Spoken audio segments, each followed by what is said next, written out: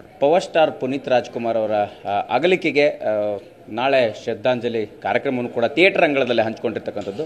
ವಿಶೇಷವಾಗಿ ಒಬ್ಬ ನಟರಿಗೆ ಥಿಯೇಟರ್ ಅನ್ನುವಂಥದ್ದು ಸಾಕಷ್ಟು ನಂಟಿರುವಂಥದ್ದು, ಒಬ್ಬ ಸ್ಟಾರ್ ಆಗುವಂಥ ಸಂದರ್ಭದಲ್ಲಿ ಎಲ್ಲವೂ ಕೂಡ ನಂಟಿರುತ್ತೆ. ಸೊ ಆ ಎಲ್ಲ ವಿಚಾರಗಳ ಬಗ್ಗೆ ಮಾತಾಡಲಿಕ್ಕೆ ಈಗ ಪ್ರದರ್ಶಕರ ವಲಯದ ಅಧ್ಯಕ್ಷರಾಗಿರ್ತಕ್ಕಂಥ ಕೆ ವಿ ಚಂದ್ರಶೇಖರ್ ಅವರು ಹಾಗೆ ಉಪಾಧ್ಯಕ್ಷರಾಗಿರ್ತಕ್ಕಂಥ ಥಾಮಸ್ ಡಿಸೋಜಾ ಅವರು ನಮ್ಮ ಜೊತೆ ಇದ್ದಾರೆ. ಅವ್ರನ್ನೇ ಮಾತಾಡ್ಸೋಣ.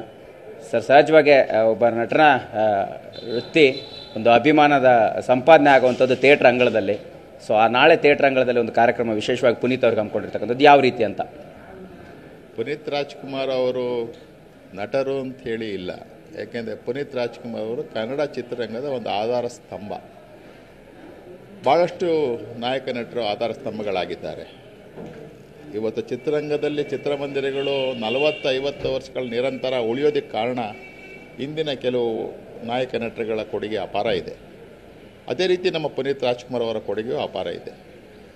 ಒಂದು ಚಿತ್ರವನ್ನು 3-4 ವಿಭಾಗದಲ್ಲಿ ನಾವು ನೋಡ್ಬೋದು. ಯುವಕರು ನೋಡುವಂಥದ್ದು, ಮಧ್ಯಮ ವಯಸ್ಕರು ನೋಡುವಂಥದ್ದು, ಮಕ್ಕಳು ನೋಡುವಂಥದ್ದು. ಆದರೆ ಪುನೀತ್ ರಾಜ್ಕುಮಾರ್ ಅವರ ಚಿತ್ರಗಳು ಇಡೀ ಕುಟುಂಬ ನೋಡುವಂಥದ್ದು. ಆ ಒಂದು ಪ್ರೀತಿ, ಮಮತೆ, ಮಮಕಾರ ಎಷ್ಟಿತ್ತು ಅನ್ನೋದು ಬಹುಶಃ ಅವರ ನಂತರ ಬಂದು ವೀಕ್ಷಣೆ ಮಾಡಿದಂಥ ಜನಸಂಖ್ಯೆಯ ಪ್ರಮಾಣವನ್ನು ನೋಡಿದಾಗ ನಮಗೆ ಅರ್ಥ ಆಗುತ್ತೆ.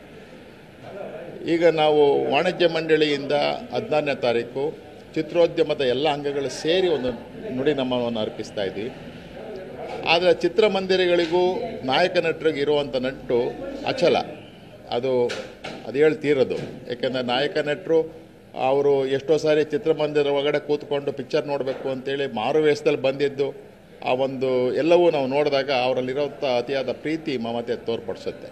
ಅದೇ ರೀತಿ ರಾಜ್ಯದ ಎಲ್ಲ ಚಿತ್ರಮಂದಿರದ ಮಾಲೀಕರು, ಪ್ರೇಕ್ಷಕರು, ಅಭಿಮಾನಿಗಳು ಮತ್ತು ಸಿಬ್ಬಂದಿಗಳು ಇನ್ನೂ ಅಲ್ಲಿರತಕ್ಕಂಥ ಸ್ಥಳೀಯ ಮುಖಂಡರ ಜೊತೆಗೂಡಿ ಆಯಾ ಚಿತ್ರಮಂದಿರದ ಆವರಣದಲ್ಲಿ, ಅಂದರೆ ನೀವು ಹೇಳ್ದಂಗೆ ಹೊರಗಡೆ ಸಂಜೆ 6 ಗಂಟೆಗೆ ಅವರಿಗೆ ನಮನವನ್ನು ಸಲ್ಲಿಸೋದು. ಮೊದಲು ಅವರಿಗೆ ಭಾವಚಿತ್ರಕ್ಕೆ ಪುಷ್ಪಾಂಜಲಿ ಅರ್ಪಿಸೋದು. ನಂತರ ಪುನೀತ್ ರಾಜ್ಕುಮಾರ್ ಅವರು ಹೇಳಿದ್ದಾರೆ ಪಟಾಕಿ ಹೊಡಿಬೇಡಿ ಅಂತ, ಆದರೆ ದೀಪ ಹಚ್ಚಿ ಅಂತ ಹೇಳಿದ್ದಾರೆ. ಅವ್ರು ಹೇಳಿದ ರೀತಿಯಲ್ಲೇ ದೀಪನ ಹಚ್ತೀವಿ.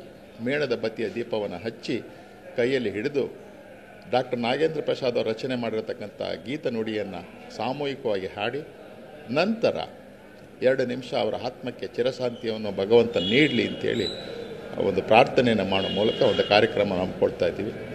ಇದು ಪ್ರದರ್ಶಕರು ಪುನೀತ್ ರಾಜ್ಕುಮಾರ್ ಅವರ ಮೇಲೆ ಇರತಕ್ಕಂಥ ವಿಶ್ವಾಸಕ್ಕೆ ಕೊಡ್ತಾ ಇರೋ ಒಂದು ಕಿರಿ ಕಾಣಿಕೆ ಅಂತೇಳಿ ನಾನು ಭಾವಿಸ್ತೇನೆ.